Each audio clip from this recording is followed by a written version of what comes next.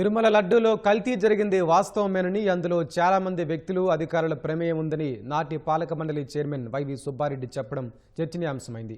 4 ఏళ్ల పాటు టీటీడీ చైర్మన్గా ఉన్న కల్తీ నెయ్యి విషయం ఒక్కసారి కూడా ఆయన దృష్టికి రాలేదనడం, కల్తీలో తన ప్రమేయం లేదనడం పులుకడిగిన ముత్యమన్నట్లుగా ఆయన వ్యాఖ్యలు చేస్తున్నారు.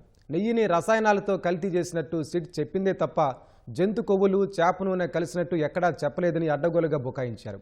ఆయన వాదన చూస్తుంటే హత్య చేసిన వ్యక్తి హత్య జరగడం వాస్తవమే, నేను కత్తితో పొడిచి చంపితే తుపాకీతో కాల్చారనడం తప్పు కదా అని బుకాయించినట్లుగా ఉంది. ఇటీవల వైవి సుబ్బారెడ్డి జాతీయ మీడియాకు ఇచ్చిన ఇంటర్వ్యూని హోంమంత్రి అనిత తన ఫోన్ ద్వారా వినిపించారు. I agree that they have submitted in their report that ghee is adulterated. And they have also mentioned adulterated ghee supplied because of so many people's involvement and some officers' involvement, some third persons' involvement in the, all those people were named and charge sheeted also. Ghee is adulterated with some palm oil, some canola oil, some other items, whatever it is that is found in the CBI SIT report that has been mentioned there.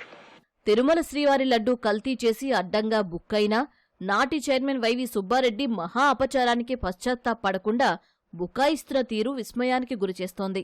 నిబంధనలు సడలించి నాణ్యత పెంచామని చెప్పడం హాస్యాస్పదంగా ఉంది. నిబంధనలు సడలించాకే Bhole Baba dairy నకిలీ నెయ్యిని లక్షల కిలోలు సరఫరా చేసింది. CFTRI నివేదికను తాను తొక్కిపెట్టానని ఘోరమైన అభియోగం చేస్తున్నారంటూ వైవి సుబ్బారెడ్డి బుకాయిస్తున్నారు. నెయ్యి నాణ్యతపై నిజంగా సుబ్బారెడ్డికి శ్రద్ధే ఉన్నప్పుడు CFTRIకి పంపిన శాంపిళ్ల పరిస్థితేంటని అధికారుల్ని అడగకపోవటం ఏమిటనే ప్రశ్న తలెత్తుతోంది. కల్తీ నెయ్యి సరఫరా చేస్తున్నారని పరీక్షల్లో నిర్ధారణైన తర్వాత కూడా భోలేబాబా డైరీకి లక్షల కిలోల సరఫరాకు 2022 ఆగస్టు 29న ఆర్డర్ ఇవ్వడం, అక్టోబర్ 28 వరకు ఆ డైరీ నెయ్యి సరఫరా చేయటం వాస్తవం కాదా అనేది సుబ్బారెడ్డి ఎందుకు చెప్పటం లేదు? కారకులెవరనే దానికి సమాధానం లేదు. ల్యాబ్ రిపోర్ట్ చూపించి ఆ డైరీల నుంచి ఎక్కువ కమిషన్లు దండుకోవడానికి ఆ పరీక్షలు చేయించారన్న ఆరోపణలకు ఆయన వద్ద జవాబే లేదు.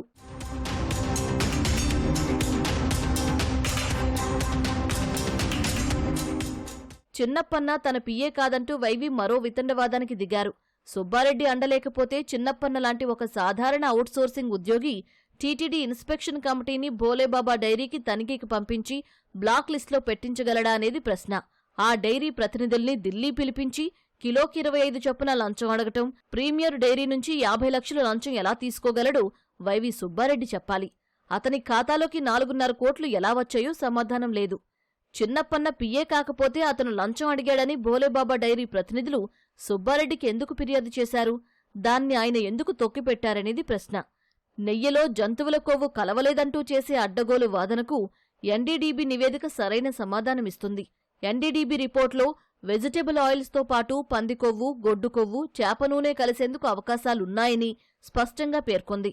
ల్యాబ్ రిపోర్ట్లు అంత స్పష్టంగా ఉంటే జంతువుల కొవ్వు కలవలేదని సిట్ క్లీన్ చిట్ ఇచ్చినట్టుగా అడ్డగోలు వాదనేంటి అనే ప్రశ్న తలెత్తుతోంది. టీటీడీ పాలక మండలి వేదికగా స్వామివారి ఆర్జిత సేవల టికెట్ ధరల పెంపు ప్రతిపాదనను వేలంపాటలా మార్చేసిన తీరును లైవ్లో చూసిన జనం చీత్కరించుకున్నారు.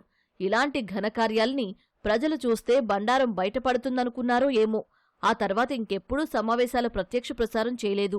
పాలక మండలి ఎజెండాను, నిర్ణయాల్ని టీటీడీ వెబ్సైట్లోనూ పెట్టడం మానేశారు. లైవ్ కొనసాగించి ఉంటే కల్తీ నెయ్యి సరఫరాకు రాచబాట పరిచిన సుబ్బారెడ్డి నిర్వాకాన్ని ప్రజలు అప్పుడే గుర్తించేవారేమో.